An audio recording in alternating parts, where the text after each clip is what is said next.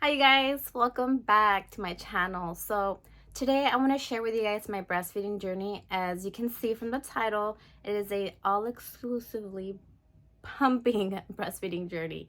So I just finished nursing my last baby, or exclusively pumping, and I felt like I need to put this story out there, hopefully help someone out, just that one person I can help out, because I know when I was looking, there weren't that many stories, so not a lot of the pumping schedules and whatnot, what you need, what you don't need.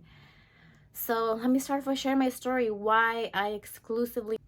So when I had my baby 4 years ago, my first baby, I struggled so much, and one of the biggest struggles was the feeding. I always imagined I was going to nurse my baby, like your typical breast to baby. But when I gave birth to him, I had such a hard time getting him to latch at the hospital, and it was very, very frustrating. I think that's where a lot of my frustration came from. At the hospital, they were trying to force me to give him formula because they saw that I was frustrated and they wanted me to feed the baby, make sure he gained weight.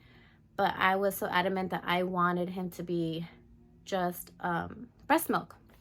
Because if you look at the ingredients in most of the formulas out there, I was like, I'm not going to be feeding my baby that. Especially, I know how important the colostrum is in the beginning first days. So I was like, there has to be a way around this. They let me borrow a pump at the hospital, and that's kind of where I started. I pumped at the hospital, and in the beginning, you're getting like nothing, little drops, and that's the colostrum. So that's where. And my second pregnancy, I already figured this was going to happen, and it did.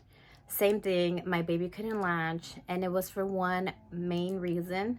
I have very large breasts and very large nipples. My areola are pretty big, and I have small babies. They were both about 6 pounds.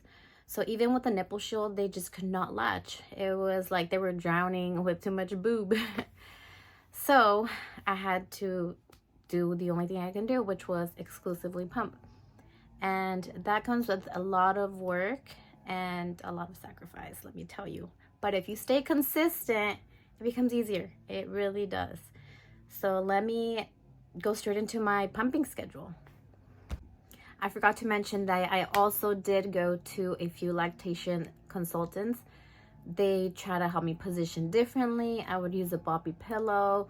I tried the laying method, the side method, the football method, and it wasn't happening. And they pretty much told me, I met with about 5 with my son, which was my first pregnancy, and with 2 because I already figured, like, okay, I already know, I already know what's gonna happen. So with 2 different lactation consultants with my second pregnancy, and they all pretty much told me the same thing. They kind of like, okay, we can't help you.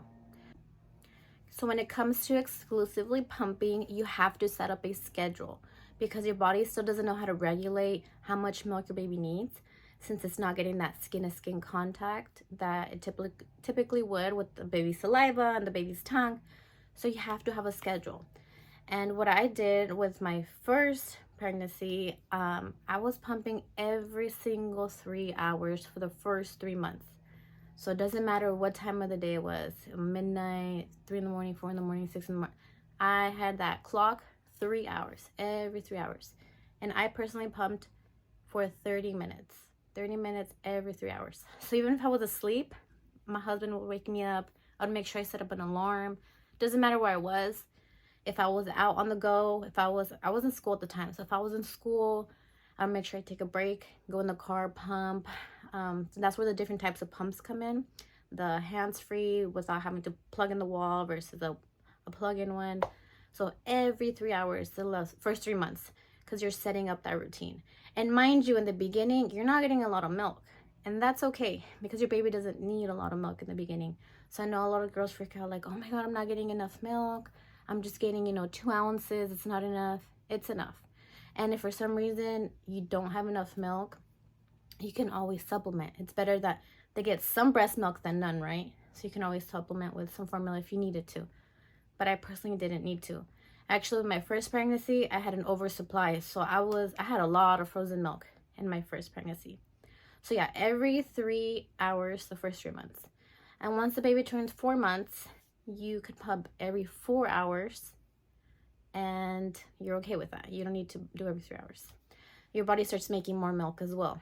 And remember, you have to take supplements, whether that's supplements with food, you know, eating certain foods, or supplements with pills, but I would say it's much needed. Even if it's just a little oatmeal, which I'll post a recipe on the oatmeal that I was eating every day for the first 3 months. And so that's month 4 to 6. And at 6 months, the baby could be eating solid foods by that time. So their stomach is more stable, as well as they would need more milk. So by then, you can pump every 4 hours during the day. And at night, I was just pumping 1 time a night. Or just depending how I was engorged. If I was super engorged, I pumped twice, depending how I felt. But you don't need to pump around the clock at night at that point. Your body adjusts. And as far as the pump I used with my first pregnancy, I used the Spectra S1, I believe it's called. It's the big blue round one. It's a plug-in one. I liked it because it has a good suction. But honestly, hands-free is so much easier, so much more convenient. And I felt like I got just the same amount of milk, like not much more milk, you know. So if I can recommend anything to anyone, I would say go hands-free. There's so many hands-free pumps out there. I have a video up of the 2 I used. I would just alternate between depending what parts I had clean, or if what was charged, what wasn't, because they do die after like 2-3 uses. That's the only downside, but it's not a big deal. You just plug it in, you know. So those are the pumps and out of all the pumping bags where you store the milk, the ones I prefer the best were the Lansinoh. The plastic to me was just more flexible, and they lay flat really well. I don't like the hard plastic, which the Medela and a lot of the other off brands. I know the Mom Cozy one, I didn't like that one either. So it just depends on your preference. But I would lay them flat, put them in the freezer, and the milk that I would use right away, or like have milk for the day, because you kind of start knowing how much milk your baby's drinking. I would put in baby bottles in the fridge. So I think they last like a week in the fridge. And that's what I would do. Just kind of what I pumped that day that I know I'm going to feed the baby that day. I would put in the fridge. And here's the cool part about exclusively pumping, that anyone can feed your baby. Anyone could grab a bottle, pass it to them with a bottle, and feed your baby. It is not just up to you at that point, breast to baby. So that's the cool part about it. They're still getting, you know, the good golden milk, but it's not just on you. So, and with my second pregnancy, like I said, I knew this was going to happen. So I prepared. When I tell you I prepared, I started pumping at 37 weeks. So 3 weeks before my baby was due. And I did this because I wanted to have some milk just in case, because I knew how frustrating it was for me at the hospital, just in case. So if you've heard of colostrum harvesting, that's what I did. I pumped, same thing, every few hours. It was every 2 to 4 hours. I wasn't as strict since, you know, it was before the baby was there.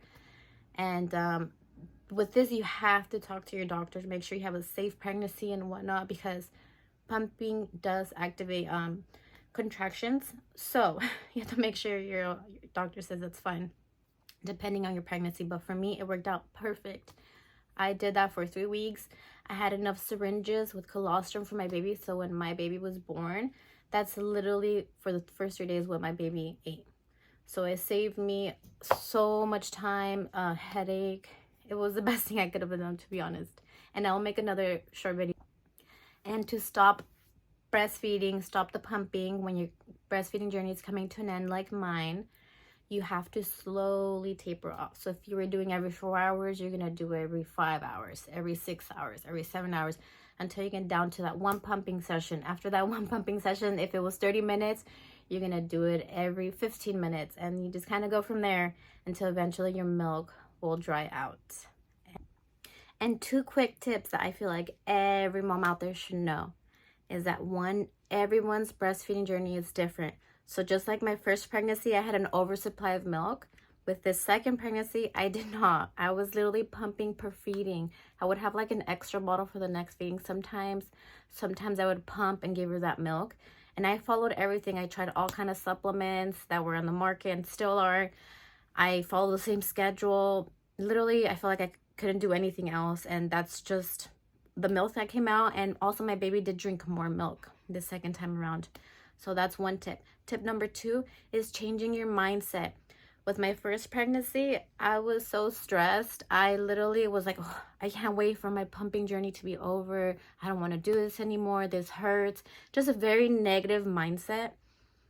Like I was being forced to do it. No one was forcing me. I was forcing myself, I guess you can say.